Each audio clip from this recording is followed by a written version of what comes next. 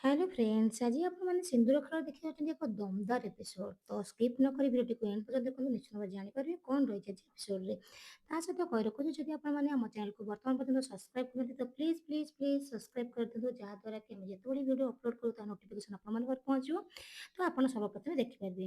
Show ଚାଲନ୍ତୁ ଡେରି ନ କରି ଆରମ୍ଭ କରିବା କ'ଣ ରହିଛି ଆଜି ପୁରା ଦିନର ଏପିସୋଡଟି।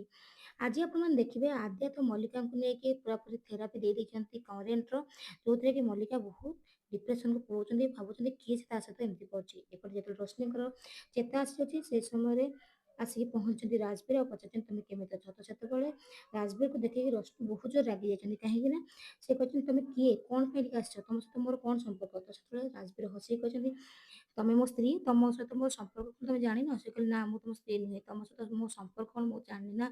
ତାହେଲେ ତମେ କ'ଣ କହିବାକୁ ଚାହୁଁଛ। ନା ମୁଁ କହିବାକୁ ଚାହୁଁଛି ଯେ ତମେ ହଉଛ ଗୋଟେ ମତଲବୀ ପୁରୁଷ, ଯିଏକି ନିଜର କାମ ହାସିଲ କରିବା ପାଇଁ କି କିଛି ତକ ପର୍ଯ୍ୟନ୍ତ ଯାଇପାରେ, ଆଉ କାହାକୁ ନା କାହାକୁ କେମିତି ବି ୟୁଜ୍ କରିପାରେ। ତ ଏ କଥା ଶୁଣିକି ରାଜବୀର ବହୁତ ଜୋରେ ସକ୍ ହେଇଯାଇଛନ୍ତି, ଆଉ ଜାଣିବା ପାଇଁ ଚାହୁଁଛନ୍ତି ଯେ ଏମିତି କ'ଣ ହେଲା ଯେ ରଶ୍ମିଙ୍କ ମୁଣ୍ଡରେ ଆଘାତ ଲାଗିଲା ପରେ ରଶ୍ମି ଏମିତି ସବୁ କଥା କହୁଛନ୍ତି।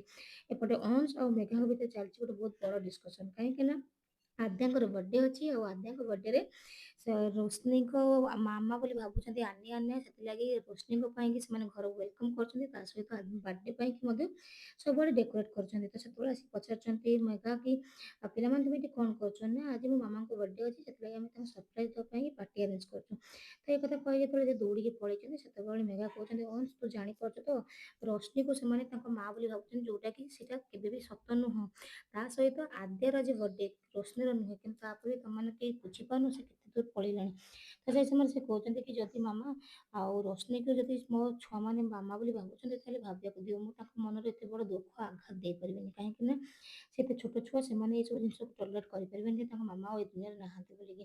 ଏପଟେ ମଲ୍ଲିକା ମଧ୍ୟ ଆହୁରି ଆସିକି ବହୁତ ବଡ଼ କାମ କରିଦେଇଛନ୍ତି, କାହିଁକି ନା ଆଦ୍ୟାଙ୍କ ବର୍ଥଡେ ଅଛି ବୋଲି ଆଦ୍ୟାଙ୍କର ଫଟୋ ରଖିକି ତାଙ୍କ ଆଗରେ ନିଆଁ ଲଗେଇକି ତାଙ୍କୁ ଦୀପ ଲଗଉଛନ୍ତି, ଆଉ ତା ସହିତ ତାଙ୍କୁ ଶ୍ରଦ୍ଧାଞ୍ଜଳି ପାଇଁକି ଗୋଟେ ଫୁଲମାଳ ଟଙ୍ଗେଇଛନ୍ତି। ଯେତେବେଳେ ଦୀପ ଲଗଉଛନ୍ତି ସେଇ ସମୟରେ ଦୀପ ବିଲକୁଲ ଜଳୁନି, ଆଉ ସେଇ ସମୟରେ ଆସିକି ତାଙ୍କ ଫଟୋ ସାମ୍ନାରେ ଠିଆ ହେଇଛନ୍ତି ଆଦ୍ୟାକୁ ଦେଖିକି ମଲ୍ଲିକା ମଧ୍ୟ ଡରି ଯାଉଛନ୍ତି, କହୁଛନ୍ତି ରୋଶନୀ ତୁ।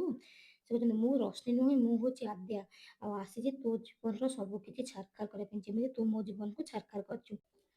ତ ଫ୍ରେଣ୍ଡସ୍, ଆପଣମାନଙ୍କୁ କ'ଣ ଲାଗୁଛି ପ୍ରକୃତରେ କ'ଣ ମଲ୍ଲିକା ଯୋଉ କାମ କରିଥିଲେ ସେ ତାର ପ୍ରତିଶୋଧ କ'ଣ ନେଇପାରିବେ ଆଦ୍ୟା? ଆଉ ମଲ୍ଲିକା ଏଇସବୁ ଜିନିଷକୁ ଜାଣିକି ମଧ୍ୟ କିଛି କହିବ ନା ଆଉ କିଛି ସାଇଲେଣ୍ଟ ରହିକି କାଳି ଶକ୍ତିର ବ୍ୟବହାର କରିବ? ଯଦି ଜାଣିବା ପାଇଁ ଚାହୁଁଛନ୍ତି ସେମାନେ ଅପେକ୍ଷା କରନ୍ତୁ ନେକ୍ସଟ ଏପିସୋଡକୁ। ଏପିସୋଡଟା କେମିତି ଲାଗିଲା କମେଣ୍ଟ କରି କହିବେ।